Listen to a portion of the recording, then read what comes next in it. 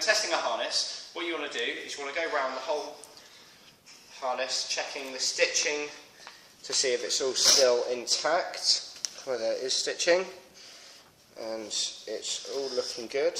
And you just want to check the straps so they're not fraying and feathering out at the end, and they are all looking good.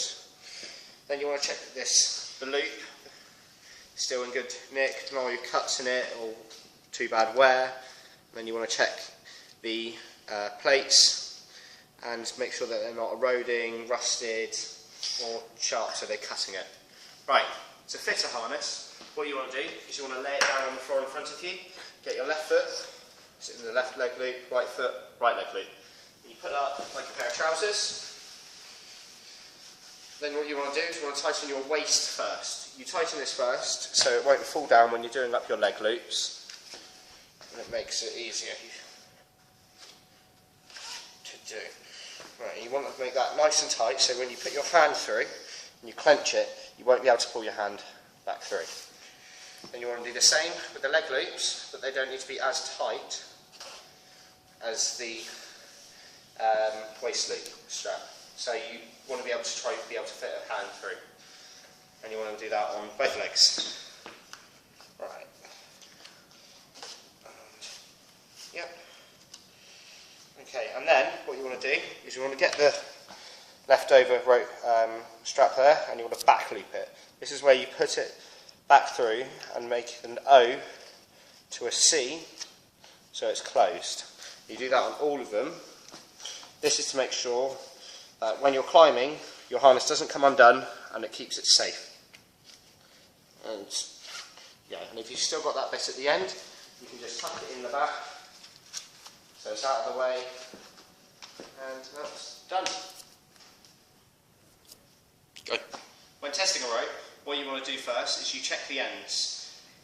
You check for fraying. So this rope would have been retired as it is quite frayed at the end and not in very good nick at that end, and this end's fine. And you just want to check a little bit way up, and they are fine. And then what you want to do is you just want to tie a simple knot in it. I just choose the figure of 8 because it's easy. Okay, and then what you do is you grab one side of the rope and you feed it through your hand, looking as well and feeling for any cuts or fraying in the rope.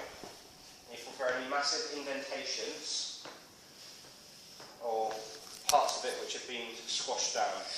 This is when it's been caught on something or it's been trapped. And you just do this throughout the whole rope. And you just keep going. Just go all the way around. This rope is alright. And that's how you check a rope. Then, to tie in, what you do is you get one end, you get about an arm's length, and I always give myself a little bit extra just in case. Then to tie a figure of 8, go over, so it folds over your hand, go under, grab it, round, and you keep going round, and then when you pull your hand out, that's where you put the rope. And that's how you tie a little figure of 8. Right, and when tying it, what you do is you put it down through, up, and when you do it, you want to follow the other one around so it looks like it's going as train tracks. You do this the whole way round. Yep. Make sure you do it right, because if it's wrong, it won't be as safe. Okay, and that's your figure of 8 done. And then at the end, after you've tied your figure of 8, you do a stopper knot. With the stopper knot, I always hold the knot with my hand and put my thumb along the rope. Then I'd wrap it once round, always spiraling down, and twice. Then when I take my thumb out, that's where I'll put the rope. Pop it through there, and squeeze tight, and that's how you tie in.